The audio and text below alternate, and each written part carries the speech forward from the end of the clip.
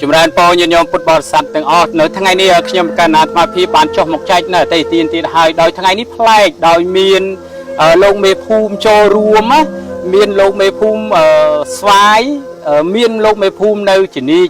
ដែលគាត់ចូលរួមទាំងពីរនាក់តែម្ដងដោយសារតែគាត់បានយកចិត្តទុកដាក់មូលហេតុនេះគឺគាត់មានចិត្តយកចិត្តទុកដាក់នឹងបងប្អូនជាពលរដ្ឋដែលគាត់ជួបនឹងទុក្ខលំបាកនៅថ្ងៃនេះខ្ញុំកណ្ណាអាត្មាភាពបានលើកដំណឹងថាញោមស្រីគឺគាត់ជួបនឹងទុក្ខលំបាកខ្លាំងដោយសារតែពីរនាក់បងប្អូនគាត់នឹងគាត់ទៅប្រកបកិច្ចការងារគាត់ចាស់ហើយអាយុ70ជាងគាត់ដើរបេះស្ដៅ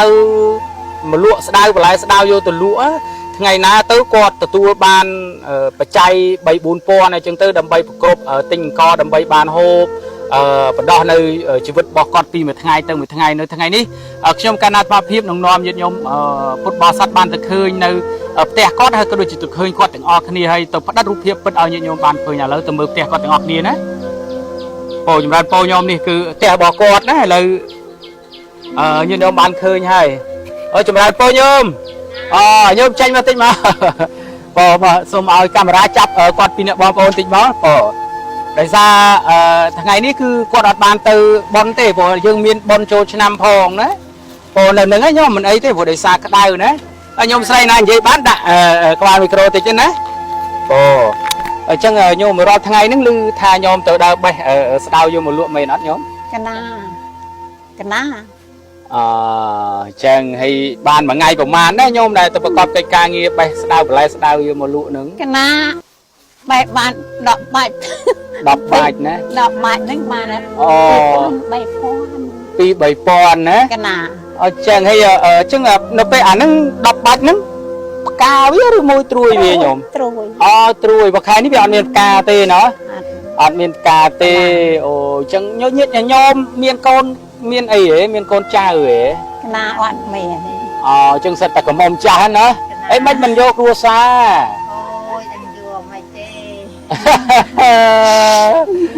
បងនៅថ្ងៃនេះនៅក្រមការងារមនុស្សធម៌ដើម្បីសង្គមជាតិជាពិសេសគឺលោកមេភូមិជំនាញយើងនិងលោក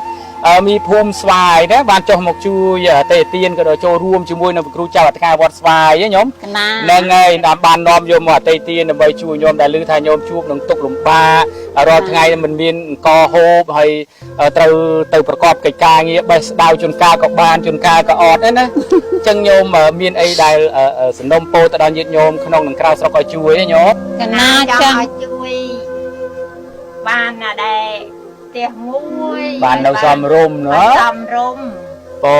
ដូចរាល់ថ្ងៃនេះគឺផ្ទះទៀបមែនទែនជាប់នឹងប៉ាំងអាស័យអញ្ចឹងគឺក្តៅហ៎ញោមកណាក្តៅក្តៅខ្លាំងណាស់សម្បីតែអាត្មា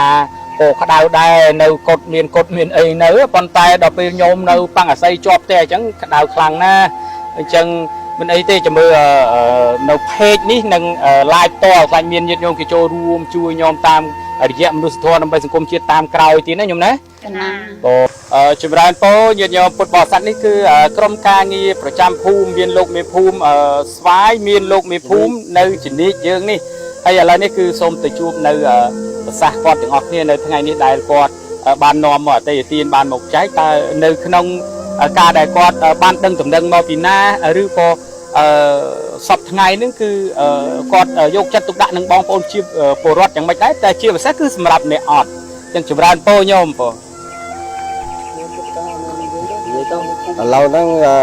តាមដំណឹងនោះដឹងពីគឹមតាណាតាគឹមយាយញ៉ៃហើយឥឡូវហ្នឹងនៅភូមិជនីនេះ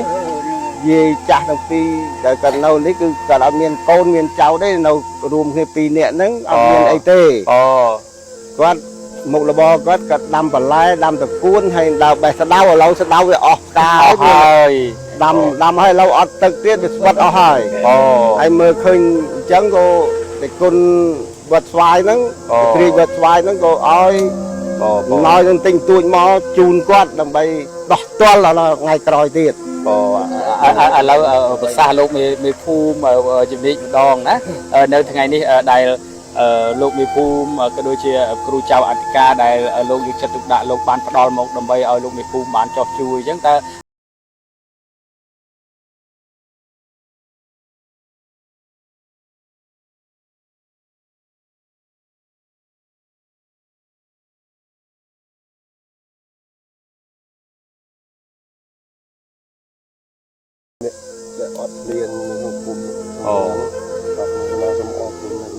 Bộ nhiệt nhôm ní cứ thà lấy cứ ban một đôi cây nhôm sấy hai đôi lúc bị phun ban nom giờ tây tiên một chai nơi ông sấy pin nè bom ôn quạt đài chụp nó tục lùm bạ nó hay ní cứ tè rồi bỏ quạt đời xa tại quạt nó cứ chia sấy thà mì mái của mom cha nè ấy của mom cha hay nhôm này của mom cha nè ấy miết con miên cha rồi ấy